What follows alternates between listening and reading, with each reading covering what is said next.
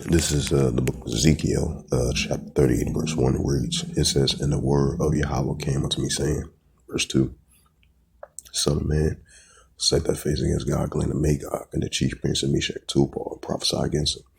This is of the prophet Ezekiel 38, verse 3, that reads, "Thus saith Yahweh Shemel, Behold, I am against thee, O Gog, chief prince of Meshach, Tubal."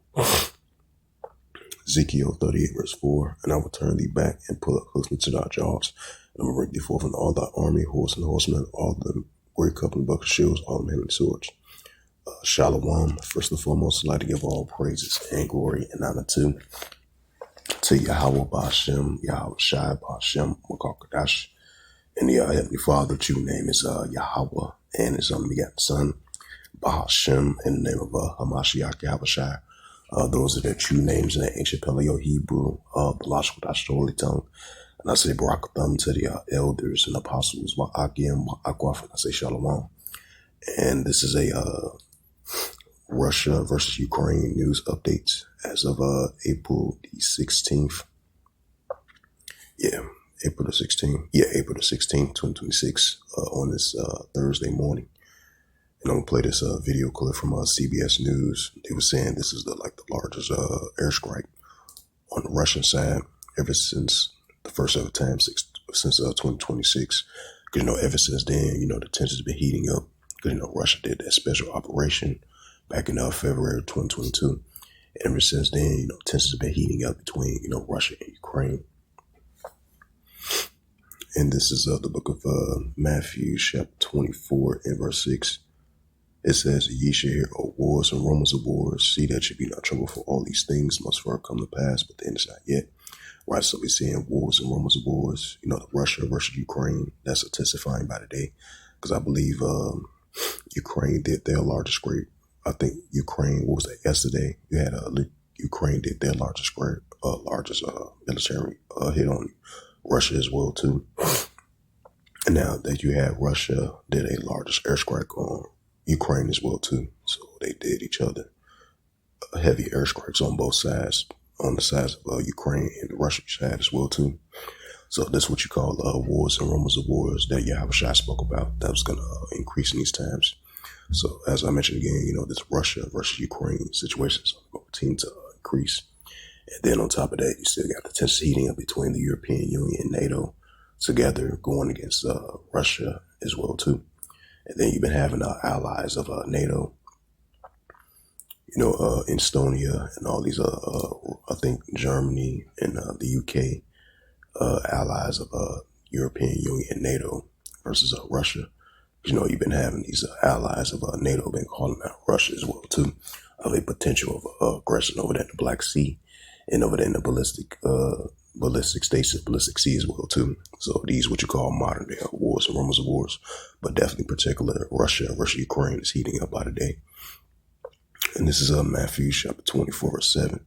It says, "For nation shall rise against nation and kingdom against kingdom." Right, so we're seeing nations rising against one another because you got Russia and Ukraine. These both are Edomites. Ever since the early 90s, they had separated from each other. Ever since the USSR, because the Edomite nations, like these European nations, these Edomite nations have been separated from each other ever since the the US, ever since the USSR back in 1993, I believe they separated. So ever since then, you've been seeing a heavy division between these Edomite nations that used to be part of the USSR. So ever since then, the only allies part of that USSR is Russia and Ukraine. Russia and Belarus, I meant to say. So then, tensions have been heating up between these Edomite nations. Matthew 24, verse 7, "For nation shall rise against nation and kingdom against kingdom." So you have a nation rising up against one another, Russia versus Ukraine as a prime example. And kingdom against kingdom, which goes into ethnos. It says, "And there shall be famines and pestilence and earthquakes in diverse places." Another precept. It's the book of right things to come. Luke 21, verse 10, it says, "Then say he unto them, Nation shall rise against nation, kingdom against kingdom." Right, so tensions are really sparking up between Russia and Ukraine. And that's what we see in the nation against nation and kingdom against kingdom.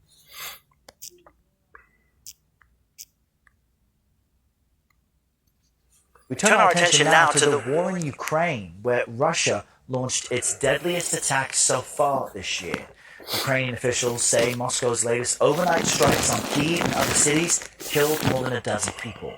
They say Russia launched nearly 700 drones and 19 ballistic missiles. So, it's a bit after 3 a.m. Here in Kyiv. We're headed down to the metro station. Now you can see there CBS News international reporter Aiden Stretch seeking shelter during last night's bombardment, and he joins us now from the Ukrainian capital city of Kyiv. Aiden, that did not look encouraging, quite nerve-wracking for so many people there who I would imagine are in a way used to this by now, but of course that's a tough thing to get used to. What was that like for you, and how frequent have these Russian strikes been? Good morning, Errol. Last night was Russia's deadliest attack of the year. Nearly 700 drones, 19 ballistic missiles targeting cities across the country. As you saw in the video, the impact here in the capital was particularly brutal. Of 16 people that were killed in last night's strikes, 4 of them died here in the capital, including a 12-year-old boy. I want to show you some of the destruction that one of the missiles caused. We're in the northwestern part of Kyiv. You can see a hotel just right across the street where all of the windows are blown out. You can also see residential buildings, an apartment complex here, also lacking windows, debris all over the ground. But I also want to show you how accustomed the city's municipal services and community has become to these sorts of attacks. You can see here, tents are up all around the area. People are sawing plywood. Residents are lining up where they can get supplies. You can already see on some of the buildings here that some of the windows have already been patched up.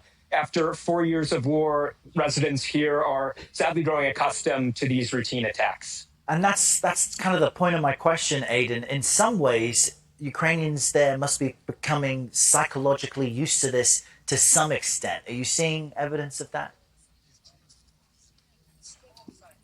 That's right. Last night in the metro where I spent most of the night, I was talking to residents about whether these attacks come as a surprise.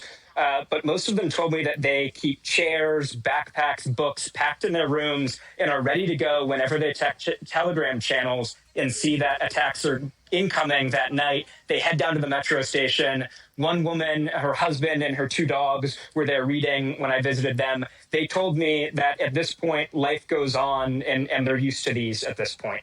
Just remarkable, the resilience there. Aiden, we appreciate your reporting and giving us an inside look at what life is like. Aiden Stretch, thank you.